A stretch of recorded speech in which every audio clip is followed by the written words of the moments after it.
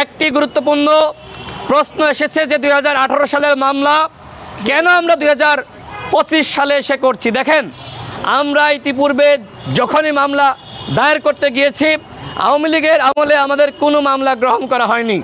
এমনকি ডাকসুর বিপির রুমে যে হামলা হয়েছিল সেই হামলার প্রেক্ষিতে আমরা পরবর্তীতে সাদ্দামকে আসামি করে মামলা করতে আসি, মামলা নেওয়া হয়নি। পুলিশ তার মতন করে একটি মামলা করেছিল। যেহেতু একটি অভ্যুত্থান হয়েছে, ছাত্রলীগের আওয়ামী লীগের পতন হয়েছে, আমরা প্রত্যেকটা ঘটনার সুষ্ঠু তদন্ত এবং বিচারের স্বার্থে আমরা এখন মামলা দায়ের করছি। এর আগে আপনারা দেখেছেন রিমান্ডে আমার উপরে বর্বর নির্যাতন করেছিল সেই কুখ্যাত এডিসি ইশতিয়াক আহমেদ।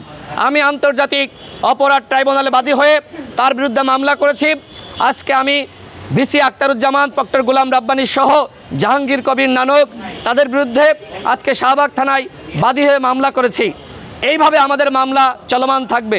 আমাদের সহযোদ্ধারা যেখানে যে আক্রান্ত হয়েছে, যেখানে হামলা হয়েছে, প্রত্যেকটা হামলার বিপরীতে আমরা এখন মামলা শুরু করেছি। এটি কোনো মামলা বাণিজ্য না, এটি আমাদের উপর যে অন্যায় করা হয়েছিল, জুলুম করা হয়েছিল, সেই জুলুমের বিচার চেয়ে আমরা ধারাবাহিকভাবে এই মামলা আমরা শুরু করেছি।